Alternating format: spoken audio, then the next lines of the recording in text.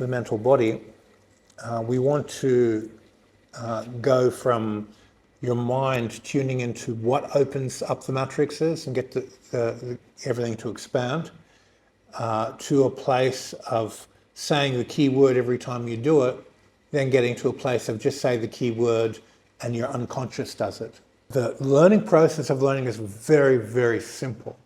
When you increase complexity, you increase time. And we want to do a very basic ritual. So if you want to stand up for me.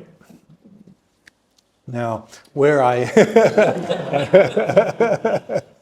Okay, so the learning process, we have one method of opening the matrices where we touch and squeeze the fascia and bring the balance in, and then as you release, we open the mental space. And if you're doing that and you're developing the skill, what are you dependent on? You depend on the squeeze, you're dependent on feeling the release of the fascia, feeling the base pop slightly, and using momentum to open the mental space up. That became your habit. But if you start it by doing all that, but saying the word open, and then doing it and letting it go, the open becomes part of the process. Now, I just say open, without doing anything else, the energy does it. So I've got to have a bridge between, thank you, Dinesh, I have a bridge between how I learn something and the final ritual or trigger to trigger the effect I want.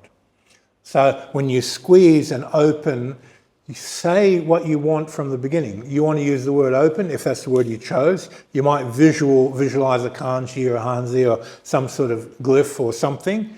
Put that right from the beginning of your learning process. Because if that's your trigger, you do it in the beginning. Then go through the process. Now, whenever you say open, that's going to happen. And you just slowly release the rest and let the word open and the unconscious energy work. And just let your unconscious affect their unconscious, and something happens for their betterment.